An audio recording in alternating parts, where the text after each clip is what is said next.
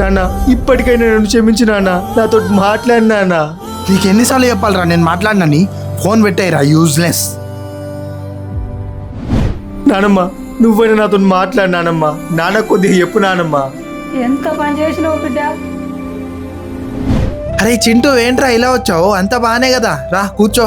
ఇగో చెల్లె పెళ్ళి ఉన్నది, మీ అందరు రావాలి తప్పకుండా. అబ్బాయి ఎంత మంచి శుభవార్త చెప్పినవురా, తప్పకుండా వస్తాం. సరే అని బాబాయ్, ఇప్పటికైనా మన రఘువాన్ని క్షమించు కదా. ఈ టైంలో వాన్ టాపిక్ ఏంట్రా? వాడు చేసిన ఏదో పనికి వాడిని ఎప్పటికీ క్షమించాను. ఎందుకురా నీకు అంత కోపం? వాడిని కొడుకే కదా, ఒకసారి క్షమించితే ఏమైంది? ఇప్పటికే వాడు దూరం అయిండు, ఇంకా దూరం చేయకురా. అమ్మా అమ్మనే చెప్పుతున్నా, నువ్వు తప్పు చేస్తే నేను క్షమించలేదా? నీ కొడుకు కాదా? ఇప్పుడు నేను ఆయన తీసుకొస్తా, నువ్వు క్షమించాలి. అమ్మా ఆగమ్మా. అమ్మా